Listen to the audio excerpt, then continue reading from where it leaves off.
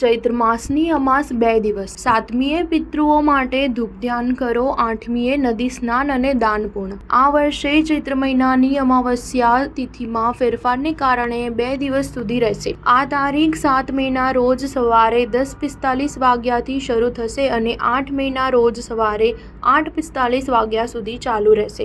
આ અમાવસ્યાને સતુવાઈ અમાવસ્યા કહેવાય છે.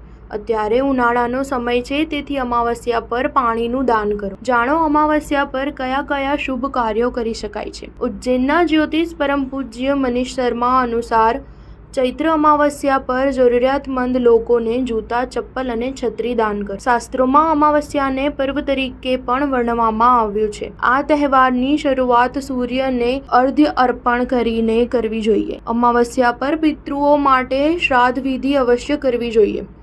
આ વખતે શ્રાદ્ધની અમાવસ્યા 7 મેના રોજ છે. આ તિથિ લગભગ સવારે 10:45 વાગ્યાથી શરૂ થશે.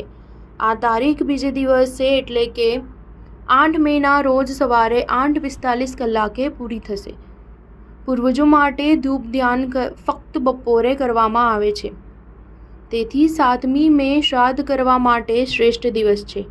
બપોરે ગાયના છાણા પ્રગટાવો અને જ્યારે ધુમાડો નીકળતો બંધ થઈ જાય ત્યારે ગોળ અને ઘીનો ધૂપ કરો. આ અમાવસ્યા પર પવિત્ર નદીમાં સ્નાન કરો અને સ્નાન કર્યા પછી નદીના કિનારે દાન કરો. સ્ટાર ન્યૂઝ 7 હંમેશા સચ્ચાઈની સાથે.